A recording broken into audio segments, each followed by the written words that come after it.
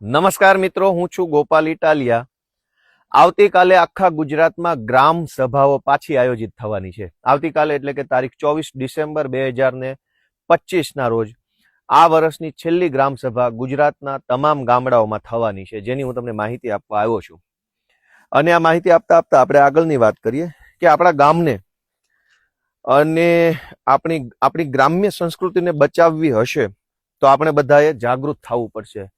આ જુઓ, આ લીલાછમ ખેતરો, આ પહાડ ત્યાં દૂર દેખાય ગિરનાર પહાડ છે. હું વિસાવદર વિધાનસભાના એક ગામમાં છું, ગામનું નામ બોલતો નથી. આ લીલોતરી છે, અહીંયા તુવેર છે, અહીંયા આ ડુંગળી છે, આ ડુંગળીનું ખેતર છે.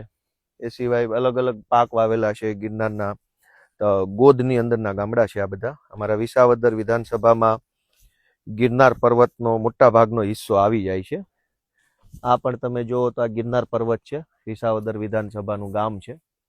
મિત્રો, આપણા ગામને, ગ્રામ્ય જીવનને અને ગ્રામ્ય સંસ્કૃતિને બચાવવી હશે તો આપણે બધાએ જાગૃત બનવું પડશે.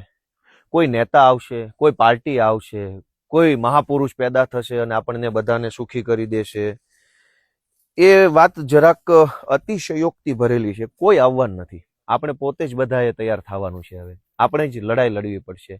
અમારી પાછળ ડુંગર દેખાય છે, આ ગિરનાર છે. અરવલ્લીના ડુંગરાઓ સરકારે ખોદવા કાઢ્યા છે. મોટી મોટી કંપનીઓ, મોટા મોટા અબજોપતિ રૂપિયાવાળાઓ અને સરકાર, આ બંને એવું માને છે કે આ દેશ એમના પિતાશ્રીનો છે. એટલે સરકાર કંપનીને ડુંગર ખોદવાની મંજૂરી આપી દે અને કંપની એવું બોલે કે મને તો સરકારની મંજૂરી છે, પણ આ ડુંગર થોડો સરકારના બાપાનો છે કે ગમે ત્યારે ખોદી નાખશે. આવા અરવલ્લીનો પહાડ હોય, આ ગિરનારનો પહાડ હોય, કે આવા જે કાંઈ ડુંગરાઓ, નદીઓ, જંગલ જે છે એનું રક્ષણ તો સદીઓથી માણસે કર્યું છે. દેશમાં કે દુનિયામાં જ્યારે સરકાર નામનું તત્વ જ નહોતું તે દિવસે આ ડુંગરનું રક્ષણ કોણે કર્યું? આ ડુંગર કોણે બચાવ્યો? આ ડુંગરને કોણે સાચવી રાખ્યો? માણસે, સમાજે, લોકોએ. આજ સરકારને એવું કેમ લાગે છે કે આ ડુંગર એમના પિતાશ્રીનો છે, કે સરકાર મંજૂરી આપશે એટલે કંપની આવીને ખોદી નાખશે? તો મુદ્દો ડુંગરનો નથી, મુદ્દો આપણી જમીનનો છે. આ જમીનની અંદર આ સરસ મજાની ડુંગળી છે, કેટલી મોટી વિશાળ ડુંગળી છે. આ ધરતી માતા સરસ મજાનું ધાન પકવે છે. આ લીલાછમ ખેતરો, આ ડુંગરા, આ ઝાડવા, આ નદીઓ, આ ઝરણા, આબોહવા, એનો માલિક કોણ? સરકાર કે માણસ? સરકાર તો નહીં જ. કંઈક અંશે માણસ ખરો, પણ માણસ પણ નહીં. આનો માલિક ઈશ્વર છે. એટલે ઈશ્વરે બનાવેલી દુનિયાને, એની સુંદરતાને હાચવી રાખવી હોય તો આપણા બધાની હૈયારી જવાબદારી છે. એની જવાબદારી નિભાવવાનો સમય એટલે ગ્રામ સભા. આવતીકાલે 24 તારીખે આખા ગુજરાતમાં ગ્રામ સભાઓ છે. અનેક ગામના ગ્રામ સભાઓની માહિતી પણ ગામના લોકોને આપવામાં નથી આવતી. ક્યાંક ગામના રાજકીય આગેવાનો, ચૂંટાયેલા વ્યક્તિઓ, ક્યાંક ગામના સરકારી અધિકારીઓ, આ બધા લોકોને અંધારામાં રાખીને અલગ મલકના નિર્ણયો લખી નાખે છે. પણ ગામના લોકોને એવું કેમ નથી લાગતું, અને ખાસ કરીને યુવાનોને એવું કેમ નથી લાગતું કે એમણે ગ્રામ સભામાં જવું જોઈએ, ગ્રામ સભામાં હાજરી આપવી જોઈએ, અને જે કંઈ ગામના પ્રશ્નો છે, ગામના પાણીના, સિંચાઈના, વીજળીના, પંચાયત ભવનના, ગામના આંગણવાડીના, ગામના રોડ, કોઈ બી પ્રશ્ન હોય, એક વખત પ્રશ્ન રજૂ કરવો એ તો અધિકાર છે બધાનો. એટલે આજે આ વિડીયોના માધ્યમથી હું ગુજરાતના ગામડામાં રહેતા યુવા મિત્રોને બે હાથ જોડીને વિનંતી કરું છું કે કોઈ આવશે અને આપણને બધાને બચાવશે અને સુખી કરી નાખશે, એ તો કાલ્પનિક વાર્તા છે. એવું કંઈ થવાનું નથી. આપણું ભલું કરવું હશે તો આપણે બધાએ જાગવું પડશે, અને જાગ્યા પછી બોલવું પડશે. ક્યાં જઈને બોલવાનું છે? જ્યાં જરૂર પડે ત્યાં જઈને બોલવાનું છે. આવતીકાલે ગુજરાતના તમામ ગામડાની ગ્રામ સભા છે. હું દરેક ગામના યુવાનોને વિનંતી કરું છું કે બોલો, અવાજ ઉઠાવો. નથી બોલ્યા એનું પરિણામ તો ભોગવી જ રહ્યા છીએ.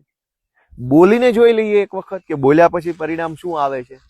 ગોપાલ ઇટાલિયા આજથી વર્ષો પહેલા જાગૃત થયો અને 4 શબ્દો બોલ્યો તો થોડીક તકલીફ પડી, પણ તકલીફ પછી આજનો ગોપાલ ઇટાલિયા શું છે, કેવો છે, એ તમે જોઈ રહ્યા છો.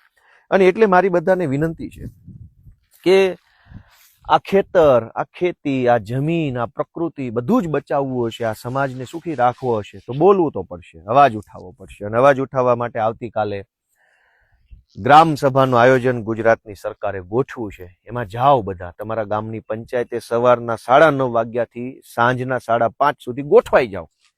ઘણા ગામમાં એવું કરવામાં આવશે કે લોકો આવે નહીં એટલા માટે થઈ અને એમ કહે છે કે અત્યારે નથી, બપોરે છે, બપોરે નથી, સાંજે છે, સાંજે નથી, સવારે છે, એમ કહીને અને ગ્રામ પંચાયતની અંદર લોકો ગ્રામ સભામાં ભાગ ન લે એવી કોશિશ કરવામાં આવશે. પણ આપણને કેમ ગામમાં ધારાસભ્ય આવે છે તો દાખલા તરીકે બધા જ ગ્રામજનો આવશે અને રજૂઆત, ચર્ચા, સંવાદ બધું કરે છે.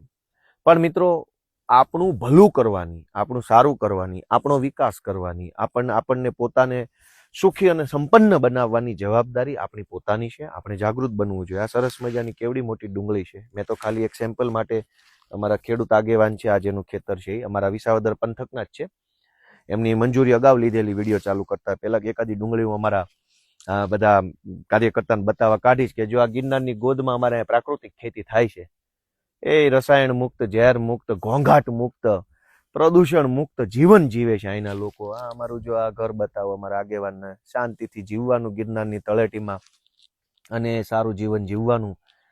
આવા માણસોને ઉજાડી નાખવાથી સરકારને શું મળે છે? હજારો લોકો આ ડુંગરને હાંચવીને બેઠા છે, આ જમીન હાંચવીને બેઠા છે, આ પ્રકૃતિને હાંચવીને બેઠા છે, તેને જીવવા દેવા વાંધો શું છે?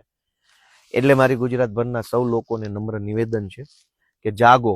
આવતીકાલે 24 તારીખે ડિસેમ્બર મહિનો 2025 સવારે 9:30 થી લઈ સાંજ સુધી તમારા ગામની ગ્રામ પંચાયતની ગ્રામ સભામાં હાજરી આપો. સ્ત્રીઓ, પુરુષો, બાળકો, મજૂરો, માલિકો બધા જ જવું જોઈએ ગામની પંચાયતમાં. અવાજ ઉઠાવો, બોલો.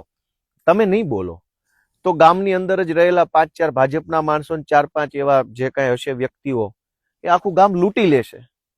અને નહીં બોલવાનો ફાયદો શું થયો? જ્યારે ગામ લૂંટાઈ જાય તો ગામને લૂંટાવા ન દેવું હોય તો 4 જુવાનિયા તૈયાર થાવ, છાતી કાઢો, અવાજ ઉઠાવો અને બોલવાની શરૂઆત કરો. તમે બોલશો તો બહુ તો શું થઈ જશે? આપણને એ ડર બતાવવામાં આવે છે કે તમે બોલશો તો આમ થઈ જશે ને તેમ થઈ જશે. તો શું થઈ જશે આપણે એ પણ જોઈ લેવું જોઈએ કે શું થઈ જશે. જો આ પણ ગિરનારની રેન્જ છે, આ ચારો તરફ ગીરના ડુંગરાઓ છે ગિરનારના, અને નહીં બોલો તો શું ફરક પડવાનો છે? પણ બોલશો તો મોટો ફરક પડવાનો છે. એટલે બધાને મારી નમ્ર વિનંતી છે કે આપ સૌ જરાક જાગૃત બની અને આવતીકાલે યોજાનારી જે ગ્રામ સભા છે એમાં હાજરી આપશો. સૌને મારા જય કિસાન.